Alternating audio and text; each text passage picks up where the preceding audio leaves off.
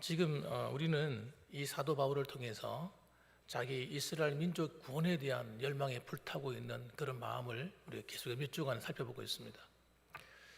오늘이 이 마지막 장에 해당되는데 정말 이스라엘 민족의 구원, 그 민족이 구원받는 것이 너무나 당연한 거 아니겠습니까? 하나님께서 특별히 선택하시고 그 이스라엘을 통해서 하나님이 예수님이 오시는 놀라운 은혜를 베풀어 주셨고, 또 그곳에 하나님 말씀이 율법이 주어졌고, 또 여러분이 제사장 나라로서의 사명도 주셨고, 참 받은 은혜가 너무너무 크지요. 그리고 성경의 주 무대가 그 이스라엘 땅이 아니겠습니까? 그러니까 참 누구보다도 제일 먼저 구원받아야 될 사람들이 사실은 이스라엘 백성들인 겁니다. 참 입장을 좀 바꿔놓고 생각하면 참 이 바울의 마음이 정말 이해가 됩니다. 이해가 돼. 그러나 우리 지난 시간에 말씀드렸던 것처럼 여러분 안타깝게도 이스라엘의 그 구원이라고 하는 것은 혈통적인 구원이 아니라는 것입니다. 혈통적인 구원. 이스라엘 백성들이라 할지라도 난지 8일 만에 할례를 받았다 할지라도 하나님을 믿는, 예수님을 믿는 믿음이 없이는 구원을 받을 수 없는 겁니다. 그래서 오직 믿음으로 구원받는 거예요. 다른 길이 없는 겁니다. 그래서 여러분, 구원은 여러분 철저하게 개인적인 것이지 단체적인 것이 아닙니다. 그렇기 때문에 우리 대한민국도, 우리 한국 교회도 이걸 잊어서는 안 되는 겁니다. 지금 현재 한국 교회가 이렇게 다른 나라들에 비해서 믿는 사람도 많고 이렇게 교회가 번성하고 있다 할지라도 여러분, 우리가 정말 조심해야 될 이유가 거기 있는 거예요. 철저하게 구원이 개인적이기 때문에 이 구원의 도리를 가르치고 전파해야 되고 또 그것을 빼앗기지 않아야 되는 겁니다. 여러분. 오늘도 보십시오. 바울은 하나하나 깨달아가는 것이 또 오늘은 뭘 깨닫게 하시냐면, 왜 하나님께서 이 타락한 이스라엘 백성들을 버려두시고 있느냐 하는 그 유증의 한 가지가 바로 이방인들을 통해서 시기 나게 하려 합니다. 그런 얘기를 하고 있습니다. 그래서 14절 말씀 한번 다시 읽어봅시다. 시작. 이는 혹 내 고륙을 아무쪼록 시기하게 하여 그들 중에서 얼마를 구원하려 함이라. 그러니까 어떻게 우리나라는 하나님의 은혜를 이렇게 받은 것 같은데도 여전히 약하고 부족한데, 저 이방인들, 영혼이 없다고 생각하고 구원이 없다고 생각하는 저 이방인들이 복음을 받아들이고 저렇게 하나님을 잘 믿냐 이거예요. 어떻게 저렇게 하나님을 사랑하냐 이거예요. 이야, 그걸 보면서 이스라엘 백성들이 우리도 열심히 믿어야 되겠다, 그런 마음을 갖도록 만들기 위해서라 하는 그런 얘기를 하고 있는 것입니다. 그래서 특혜, 하나님의 백성들에게 주신 특혜가 있잖아요. 구원받은 성도들에게 주신 은혜가 있지 않습니까? 그 은혜를 그들도 받기를 원하는 바울의 마음이 들어있는 것입니다. 자, 그런데 오늘은 그걸 얘기하면서 이방인들에 대한 얘기를 합니다. 이방인들에 대해. 자, 우리 17절 말씀. 이방인들이 어떤 존재인가 설명합니다. 이방인들은 원 감람나무가 아니고 돌 감람나무다 하고 자각을 시켜주고 있습니다. 한번 읽어보겠습니다. 17절. 또한 가지 얼마가 꺾이었는데 돌 감람나무인 네가 그들 중에 접붙임이 되어 참 감람나무 뿌리의 진액을 함께 받는 자가 되었은즉. 여기 보면 돌 감람나무다. 여러분, 돌 감람나무, 참 감람나무 이런 말을 하는데 우리가 이걸 감람나무로 하니까 좀 그런데, 우리 옛날에 여러분 기억나십니까? 감나무. 옛날 우리 감나무 보면 감이 어떻습니까? 정말 그 돌 감람나무라고 그래가 돌 감나무라 열매가 얼마나 작았습니까? 저 지금도 기억나거든요. 시골 같은 데 가면 큰 나무가 있는데 그 감이 열리는데 감이 조그만한 거예요. 이런 것들이 그냥 잔뜩 있는 겁니다. 그게 원래 우리나라 감나무입니다. 그것이 계량이 돼가지고 그 접붙임을 해가지고 거기 그걸 꺾다가 다시 버처포니가 만드는 그 감나무가 지금 우리가 보고 있는 감나무죠. 그러니까 원래는 감람나무 역할을 할 수 없고 열매 역할도 할 수 없는 형편없는 나무였다는 거예요. 누가요? 이방인들이요. 그런데 그들이 접붙임이 돼가지고 참 감나무인 원래 그 좋은 감람나무 거기에 딱 접붙임이 돼가지고 정말 좋은 열매를 맺는 거예요. 그 뿌리로부터 참 감람나무 뿌리로부터 진액을 받아가 들여가지고 너무 아름다운 열매를 맺는 겁니다. 그래서 여러분 이 복음의 이 은혜가 이스라엘 민족을 통해서 오는 거예요. 그걸 얘기하고 싶은 거예요, 여러분. 그래서 18절 말씀을 한번 읽어봅니다. 그렇기 때문에 이방인들이 하나님께 큰 은혜를 받았다 할지라도 절대 우리가 교만해서는 안 된다는 거예요. 18절 읽어보겠습니다. 시작. 그 가지들을 향하여 자랑하지 말라. 자랑할지라도 네가 뿌리를 보존하는 것이 아니요 뿌리가 너를 보존하는 것이니라. 아멘. 그래서 우리의 믿음이 어디로부터 왔느냐 이거죠. 성경으로부터 왔죠. 또 어디로부터 왔습니까? 이스라엘 민족이 없었으면 그 어떻게 성경이 주어질 수 있겠습니까? 그렇기 때문에 이방인들은 겸손해야 된다. 이스라엘 백성들이 비록 지금은 저렇게 하나님 앞에 불복종하고 하나님 앞에 온전히 돌아오지 않고 있지만 그렇다고 해서 너희들이 대단하다고 생각해서는 안 된다는 거예요.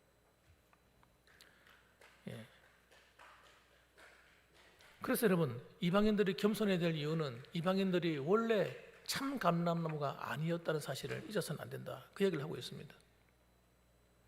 그래서 로마서 3장 27절 보면요 이렇게 말합니다. 그런즉 자랑할 때가 어디냐 있을 수가 없느니라. 무슨 법으로냐 행위로냐 아니라 오직 믿음의 법으로니라.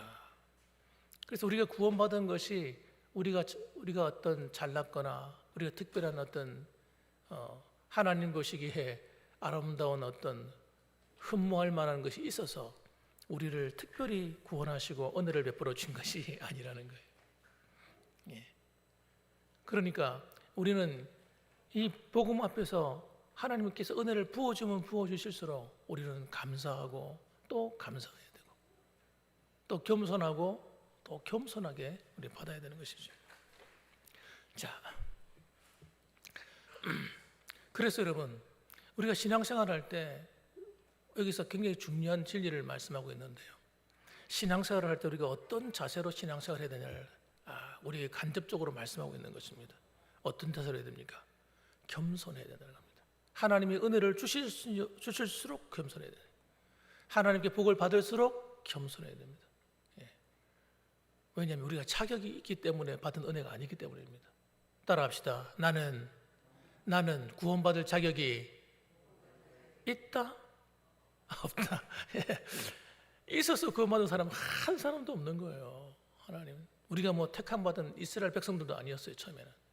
근데 하나님이 사랑으로 인해서 하나님께서 우리에게 이방인들을 시기나게 하려고 이방인들로 인해서 그 이스라엘 백성들을 시기나게 해서 하나님께 열심을 주시려고 이방인들에게 엄청난 은혜를 먼저 주셨다는 겁니다. 그 얘기를 하는 겁니다. 그래서 따라합시다. 자랑할 것이 있다. 없다. 없다는 거예요. 그래서 잠언서에도 보면 여러분 우리가 은혜 받을수록 조심해야 될 것이 바로 교만이 있는 교만. 교만은 패망의 뭐라고요? 선봉이요. 교만은 패망의 선봉입니다. 패망이 뭡니까? 실패하는데 제일 최고라는 거예요. 거만한 마음 어떻습니까? 넘어짐의 앞잡이니라. 그래서 여러분 우리가 왜 하나님으로부터 받은 은혜를 쉽게 빼앗기냐면요 나도 모르는 사이에 교만해지고 우리 마음이 거만해지고 높아지기 때문입니다. 그럼 교만한 걸 어떻게 아느냐? 아는 방법이 있죠. 교만해지게 되면 사람을 판단하기 시작합니다. 판단. 그러니까 하나님의 은혜를 알기 전에는요 겸손하고 하나님 앞에서 이렇게 하나님 은혜 주시면 감사하고 막 이러는데 어느 날 자신의 부족함을 보는 눈이 사라져버리고 자꾸 내가 좀 성경을 알고 하나님 알아갈수록 나도 모르는 새에 다른 사람을 자꾸 판단하는 거예요. 판단. 이게 여러분 제가 말씀드렸죠. 똑똑해서 그런 것이 아니라 말씀드렸죠. 제가 예전에도. 사탄이 하는 겁니다. 사탄이 가요. 우리 안에 있는 은혜를 뺏어가려고요. 자꾸 우리 마음을 높이는 거예요. 그래서 다른 사람을 자꾸 판단하고 칼질하는 칼질. 여러분, 칼질하는 순간 여러분, 우리 죄는 어떻게 되는 거예요? 내 부족하면 어떻게 되는 겁니까? 예. 여러분, 내 부족하면 하나님 용서하지 않는 거예요. 그래서 항상 우리는 다른 사람을 바라보는 눈보다 나를 바라보는 눈을 자꾸 키워가야 됩니다. 아, 내가 부족한 사람이지. 내가 회개해야 되지. 내가 나를 고쳐야 되지. 이런 마음을 자꾸 갖는 거예요. 이게 은혜입니다. 은혜. 이게 아무 애가 되어지는 문제가 아니에요. 하나님을 사랑하고 하나님을 더 사랑할수록 여러분, 하나님께 가까이 가면 갈수록 여러분 잘 기억하셔야 됩니다. 하나님께 가까이 가면 갈수록 다른 사람이 허물을 보이는 것이 아니고 내 허물이 보이는 법입니다. 그래서 이사야 선지자가 이사야 6장에 보게 되면 그가 기도하다가 환상 가운데 하나님을 만나잖아요. 그 전까지는요, 이사야가요 얼마나 화가 나 있었는지 모릅니다. 마음에. 왜 화가 나 있었느냐? 이스라엘 백성들을 보면서 너무너무 화가 나는 거예요. 어떻게 이렇게 신앙생활을 해요? 어떻게 이렇게? 예? 어떻게 하나님께 예물을 드리는데 눈먼 거를 바치고, 예? 예? 피우병 있는 그런 걸 갖다 바치고, 어떻게 하나님을 이렇게 부대접할 수가 있어? 그러군요. 자기 백성들이 하나님 앞에 똑바로 예수 믿지 하나님 바르게 섬기지 못하는 것 때문에 막 화가 나 있었어요. 그런데 여러분, 그가 환상 가운데 하나님을 만나는 순간 어떤 일이 벌어졌어요? 화로다 나여 망하게 되었도다. 내가 죄 가운데 있으면서 하나님을 배웠도다. 하나님을 만나는 순간 여러분, 죄가 깨달아지는 거예요. 마치 여러분 이런 겁니다.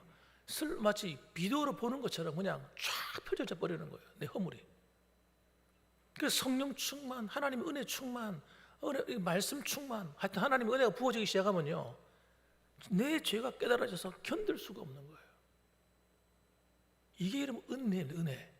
진짜 은혜는 여러분 나를 발견하는 것이 진짜 은혜예요.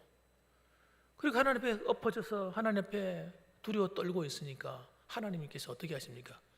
예, 하나님 보좌 앞에 있는 그 불 화제에 있는 그걸 집어가지고 천사가 가서 찢어버리잖아요. 그 불 가져가지고. 그래가지고 입술을 찢어버립니다. 이 죄를 사하는 모습을 보여주는 거예요. 여러분, 우리가 아무리 어려워도요, 하나님 앞에 서면요, 그 의가 누더기 같은 의라니까요. 이사야가 깨닫고 나서 고백한 게 그거예요. 우리의 의가 누더기 같다, 누더기. 형편없는 의다는 거예요. 그런 형편없는 의 가지고 하나님 앞에서 여러분, 우리가 큰 소리 칠 것이 하나도 없다는 겁니다. 그래서 하나님과 가까워지면 가까워질수록 나의 부족함이 드러나고 내가 고쳐야 될 점이 보이고 내가 하나님 말씀 앞에서 어떻게 살아야 되는가, 잘못 살았던 것이 깨달아지고 그리고 회개하게 되고, 그래서 더 거룩해지는 겁니다. 더 거룩해지고 더 아름다워지는 겁니다. 그래서 말씀과 기도로 거룩하여 시민이라. 하나님 말씀을 통해서 깨달아져요. 여러분, 기도하는 가운데 깨달아져. 근데 말씀이 할수록 똑똑해지고 기도할수록 내 의가 쌓이고 어깨가 올라가고 다른 사람이 기도하지 않는 거 막 판단하게 되고 말씀대로 살지 않는 거 막 기분 나빠하고, 여러분 이렇게 되는 건 여러분 은혜를 잘못 받은 겁니다. 여러분, 이 은혜를 잘못 받게 되면 곤란한 일이 벌어지는 거예요. 은혜가 사라지는 거예요. 따라합시다. 은혜를 잘못 받으면 은혜가 사라진다. 은혜가 사라져요. 식어져요. 마음의 기쁨이 다 사라지고요. 이사야 선지자처럼 마음에 화가 나는 화가 확. 왜? 다른 사람만 보고 있으니까. 부족한 다른 사람의 믿음만 보이니까 그런 일이 된 것입니다. 그런데 여러분, 자격 없는 나, 하나님 앞에 은혜 받을 자격이 없는 나 같은 죄인을 구원해 주시고 나 같은 죄인을 사랑해 주시고 나 같은 죄인을 써 주시고, 할렐루야. 예, 그것이 깨달아지고 보이기 시작하면요, 너무 감사한 거죠. 다른 사람보다 내가 더 수고하는 게 감사하고요, 다른 사람보다 더 하나님께 물질을 드리는 것을 감사하게 되고요, 다른 사람보다 더 열심히 기도하게 되는 거 감사하고요. 예, 모든 게 감사함이 되는 거예요. 불평이 사라져 버리는 거예요, 여러분. 예, 불평이 사라지는 거예요. 그래서 나도 모르는 게 자꾸 불평이 올라오잖아. 이게 뭐예요? 내가 은혜가 식어졌다는 겁니다. 은혜가 식어지면요, 그 불평하는 마음이 막 나오는 거예요. 하나님의 뜻이 안 보이는 거예요. 여러분, 모든 일에는 여러분 하나님의 뜻이 있습니다. 내가 아무리 뭘 하고 싶어도요, 하나님이 길을 열어주셔야 돼요. 은혜를 주셔야 되는 겁니다. 그런데 하나님의 뜻이 안 보이니까 내 열심이, 내 마음이 앞장서 가는 거예요. 그러면요, 내가 마음에 화가 막 나는 거예요. 마음이 어떤 사람 우울해지는 거예요. 그럼 하나님이 기도하는 가운데, 봉사하는 가운데 하나님의 뜻이 깨달아지면요, 무슨 일을 만나든지 만사 형통하리라. 여러분, 무슨 일을 만나든지 걱정할 게 없는 거예요. 왜? 하나님 안에 있고, 하나님 다스림 안에 있고, 하나님이 나와 함께함 안에 있으면 결국은 모든 것이 합력해서 형통케 하는 길로, 좋은 길로 인도하시는 거가 믿어지니까 흥분하지 않게 되는 것입니다. 그래서 우리는 여러분, 내가 남보다 더 수고하게 됩니까? 그게 은혜라니까요. 불평한 일이 절대 아닙니다. 누가 내 마음을 몰라줍니까? 기분 나빠할 일이 하나도 아니라니까요. 하나님 주실 상이 큰 겁니다, 여러분. 그러니까 여러분, 우리는 정신을 차려서 믿음 생활을 잘해야 됩니다. 자, 그래서 이렇게 얘기합니다. 21절 말씀 한번 보세요. 그래서 우리가 어느 정도 정신을 차려야 되느냐? 21절 말씀 한번 읽어보겠습니다. 시작. 하나님이 원 가지들도 아끼지 아니하셨은즉 너도 아끼지 아니하시리라. 바울이 하는 말씀이에요. 그래서 저는 제가 경계하는 게 뭐라고 그랬습니까? 자주 말씀드리는 거, 구원파 같은 믿음을 경계한다. 구원파 같은 믿음. 한 번 구원은 영원한 것입니다. 이렇게 가르치는 사람들. 맞는 말이면서도 위험한 말인 거예요. 맞는 말이면서. 그래서 한 번 받은 거, 과거의 죄, 현재의 죄, 미래의 죄 다 용서받았다 할렐루야 이러면서 우리의 마음을 컴다운 시켜가지고 하나님을 위해서 똑바로 살지 않게 만드는 이 가짜 복음, 굉장히 위험한 거예요. 성경 어디에도 여러분 그렇게 말하지 않습니다. 자세히 읽어보세요. 그래서 오늘 바울도 또 얘기하잖아요.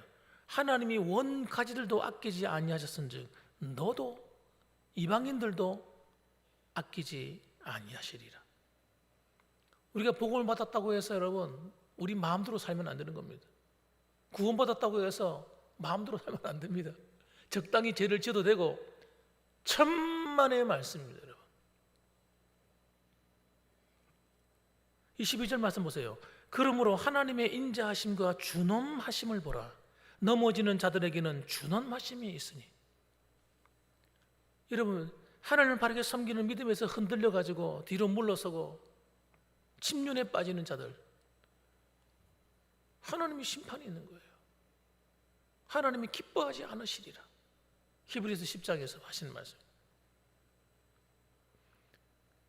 그래서 여러분, 우리가 영적으로 깨어있지 않고 나태함에 거하는 것이 얼마나 위험한가, 얼마나 위험한가. 구원파들은요, 구원의 서정을 다루지 않습니다. 구원파는 한 번 구원받으면 영원한 구원이다, 딱 도장 못을 박아버려요. 그 다음에 나머지는요, 이미 구원받았는데 회개할 필요가 없다 가르치는 거예요. 예수님이 십자가에서 다 우리를 대속했는데 뭘 또 회개하냐 이거예요. 들어보면 그럴듯한 이야기를 합니다. 그래서 그들은 여러분 회개하지 않습니다. 회개하면요, 너 구원 못 받았어 이렇게 말합니다. 그러니까 구원 못 받았어 이런 말 듣기 겁이 나니까 나 회개 안 해. 나 구원 받았어. 나 예수님 믿어. 이러고 있는 거예요.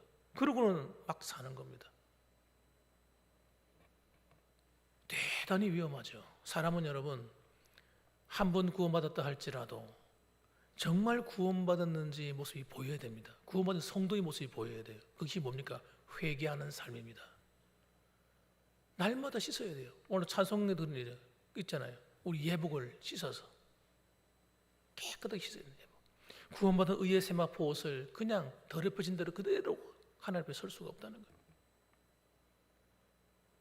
그리고 우리는 여러분 신앙생활을 갖다가 여러분 너무너무 감사하고 행복하지만 그러나 하나님을 경외하면서 멀어지면 안 됩니다. 경외함.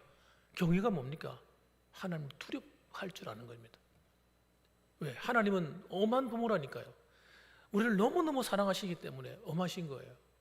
하나님이 만만한 분이 아닙니다, 여러분. 이걸 알면요, 우리가 삶이 진짜 은혜가 임하게 돼요. 은혜가. 그렇게 하면요, 우리가 두렵고 무서워하는 것을 알면요, 하나님의 은혜도 너무나 크게 받게 됩니다. 그래서 우리가 우리 자신의 삶을 하나님 앞에서 회개하고 바르게 경영하잖아요. 바르게. 내 힘으로 안 되는 줄 알잖아요. 내 믿음으로 안 되는 걸 깨닫잖아요. 그러니까 더 하나님을 신뢰하고 더 믿고 기도하게 되잖아요. 하나님, 주님밖에 없어요. 그리고 주님 품에 꼭 안기게 되는 겁니다, 여러분. 오늘 이 자리에 오신 분들은 하나님 품에 안긴 줄 믿으시기 바랍니다. 주님 품에 안기러 오신 거예요. 오늘도 피곤한 날이지만 하나님, 저 주님밖에 없어요. 두 손 들고 옵니다. 그럼 와서 하나님 품에 꼭 안기는 거예요. 예배 시간을 통해서. 그래서 우리는 여러분, 복음에 합당한 뭐가 있어야 됩니까? 삶이 반드시 따라와야 됩니다. 구원받은 성도들은. 그것이 크든 작든 간에 따라합시다. 복음에 합당한 삶이 따라와야 된다. 그래서 죄의 유혹을 여러분 미워하셔야 돼요.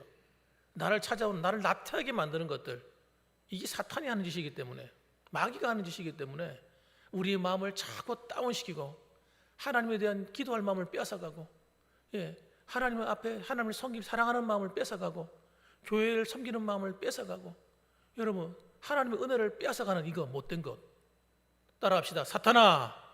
사탄아 예수 이름으로 물러가. 내쫓아버려요.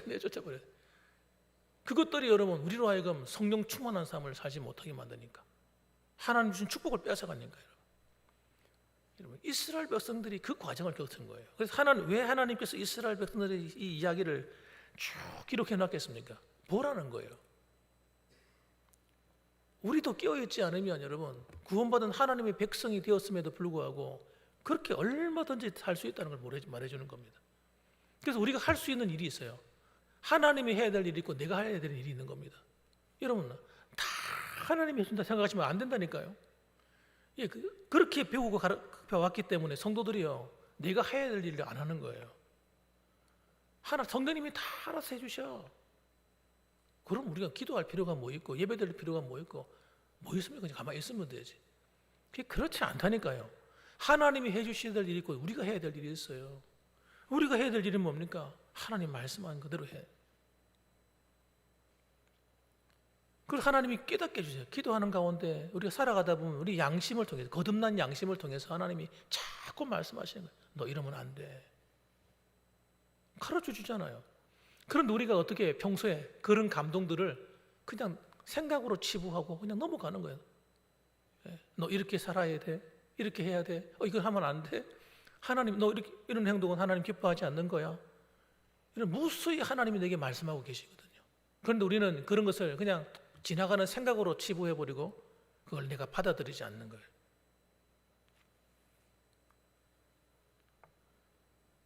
그래서 우리는 여러분, 하나님이 택하신 이 구원은 여러분, 우리가 지켜야 될 의무가 있는 겁니다. 믿음으로 내 삶을 돌이켜서 내가 하나님께 기도하고 하나님 말씀을 묵상하고 하나님께 순종하는 이 훈련을 해야 되는 거예요. 주님 오시는 그날까지. 따라합시다. 하나님 말씀에 순종하겠습니다. 왕이신 그분께 순종하겠습니다. 이런 마음의 시스템이 다 갖춰져야 되는 거예요. 내 환경이 안 되면 난 순종 안 해도 된다. 이게 마귀가 하는 소리입니다, 여러분. 하나님 다 아시지, 내 형편 아시지, 이런 마음. 하나님 주신 성령의 마음이 아니에요. 사탄이 하는 음성입니다. 하나님 다 아시니까 난 이 정도 해도 이 정도 수준에 살아도 되겠지 하는 거, 이 가르침. 굉장히 위험한 가르침입니다. 그래서 우리는 여러분, 믿음으로 산다는 게 무엇인지, 신앙생활을 어떻게 해야 되는 건지를 날마다 깨달으셔서 하나님이 기뻐하신 성도의 길을 걸어가야 되는 겁니다. 이게 뭐라고요? 좁은 문, 좁은 길이다. 주님 그렇게 말씀하셨어요. 넓은 길로 가면 안 된다 하는 말이 그 말입니다, 여러분. 세상 사람들이 사는 것처럼 똑같이 살면요, 안 됩니다, 여러분. 자, 결론적인 얘기를 합니다, 여러분. 그래서 자, 그럼 이스라엘 백성들은 어떻게 되냐 이거예요. 24절 말씀. 자, 네가 원돌 감람나무의 찍힘을 받고 본성을 거스려 좋은 감람나무의 접붙임을 받았으니 원가지인 이 사람들이야 얼마나 더 자기 감람나무의 접붙임을 받으랴. 그러니까 이스라엘 백성들이 지금은 버려진 것처럼 보이지만 결국에는 돌아온다 안 돌아온다? 돌아온다는 얘기를 하고 있습니다. 예. 지금도 이스라엘 같은 경우, 저는 이스라엘 들어가면 우리 예수 믿는 사람들을 완전히 배척하는 줄 알았어요. 그런데 의외로 요즘 얘기 들어보니까 그렇지만 않은 것 같아요.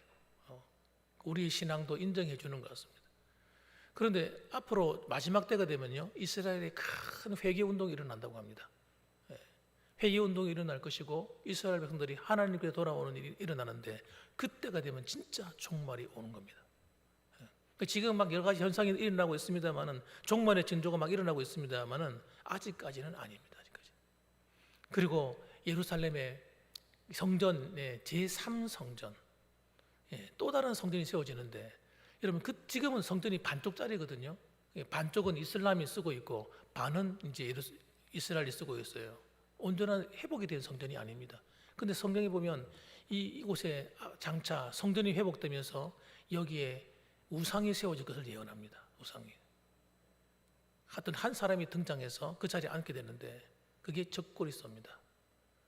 그때는 진짜 종말이 오는 거예요. 그렇게 되면 여러분, 우리는 이 역사의 흐름을 바라보면서 아직까지는 기회가 주어진 겁니다. 이방인 선교의 기회, 선교의 문이 완전히 닫힌 게 아니에요.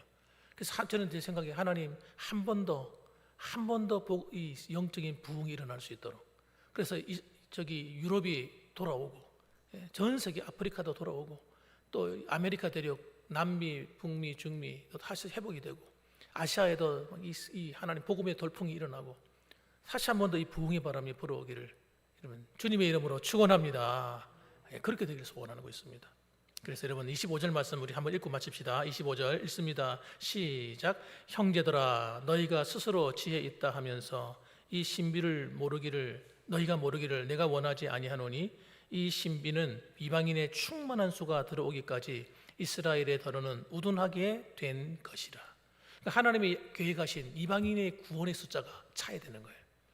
이방인의 구원의 숫자가 딱 차고 나면 그때 이스라엘이 회복되고, 그리고 이제 종말이 올 때가 다가오는 것입니다. 그러므로 우리 그날이 오기까지 우리가 정말 하나님 앞에서 교회를 바르게 세워가고 하나님 바른 신앙을 회복해서 하나님을 잘 섬겨드리는 저와 여러분들 되기를 주님의 이름으로 축원합니다. 아멘. 기도하겠습니다.